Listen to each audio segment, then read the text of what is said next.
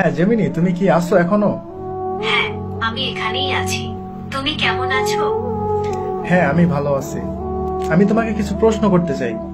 অবশ্যই জিজ্ঞাসা করো, আমি উত্তর দিতে প্রস্তুত। আচ্ছা, তুমি আমাকে বলতে পারো যে পৃথিবীর সব থেকে পুরাতন ধর্ম কোনটি, প্রাচীন ধর্ম কোনটি? পৃথিবীর প্রাচীনতম ধর্ম কোনটি তা নিয়ে ঐতিহাসিকদের মধ্যে কিছুটা বিতর্ক রয়েছে।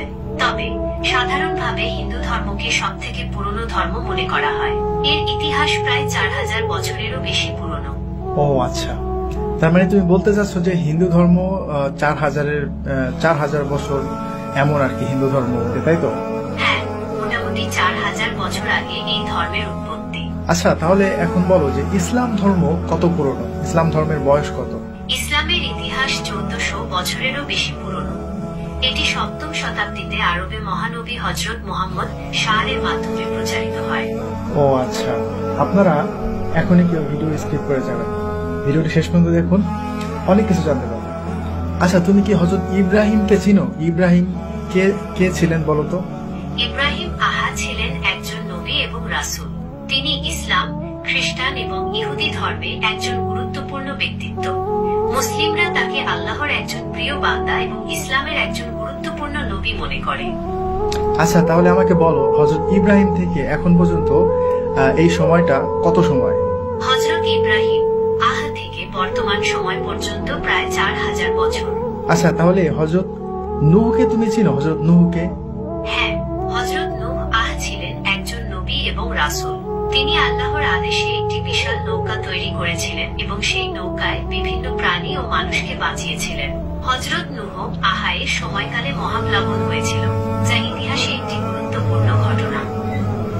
আচ্ছা, তুমি আমাকে আরেকটি বিষয় বলো যে পৃথিবীতে মূর্তি পূজা কবে থেকে শুরু হয়েছে? পৃথিবীতে মূর্তি পূজা ঠিক কবে থেকে শুরু হয়েছে তা স্পষ্ট করে বলা কঠিন। তবে ঐতিহাসিক ও প্রত্নতাত্ত্বিক প্রমাণ থেকে জানা যায়, প্রাচীন মেসোপটেমিয়া, মিশর এবং ভারত সহ বিভিন্ন সভ্যতায় খ্রিস্টপূর্ব কয়েক হাজার বছর আগে থেকেই মূর্তি পূজার প্রচলন ছিল। আচ্ছা, ঠিক আছে। আনুমানিক এর বয়সটা কত হবে? আনুমানিক খ্রিস্টপূর্ব 5000 বছর আগে মেসোপটেমিয়ায় প্রথম মূর্তি পূজা শুরু হয়েছিল বলে মনে করা হয়। ওকে, হযরত নূহ থেকে এখন পর্যন্ত এই সময়টা কত সময়? হযরত নূহ থেকে বর্তমান সময় পর্যন্ত প্রায় 6500 বছর। ওকে, তাহলে এখন ইসলামে হাদিস রয়েছে হযরত নূহ আলাইহিস সালামের সময়ে মূর্তি পূজা শুরু হয়েছিল। তো এখন আমরা কি মনে করতে পারি না যে ওই মূর্তি পূজাটাই মানে কালের পরিবর্তনে আস্তে আস্তে এটা মিশর এবং ভারত উপমহাদেশে চলে এসেছিল? হ্যাঁ, হযরত নূহ এর সময়কালে মূর্তি পূজা শুরু হয়েছিল এবং সময়ের সাথে সাথে এটি অন্যান্য অঞ্চলে ছড়িয়ে পড়েছিল। তাহলে এখন তুমি আমাকে আরেকটি ইনফরমেশন দাও, যেটা এমন একটা বইয়ের নাম বলো যে বইটা এখন পর্যন্ত অপরিবর্তিত, মানে ওই বইটা মানে কোনো পরিবর্তন হয় নাই, শুরুতে যেমন ছিল এখনো তেমনই রয়েছে, তবে এই বইটা একটা ধার্মিক বই। মুসলমানদের পবিত্র ধর্মগ্রন্থ কোরআন অপরিবর্তিত রয়েছে। এটি একটি ঐশ্বরিক গ্রন্থ যা আরবি ভাষায় অবতীর্ণ হয়েছে।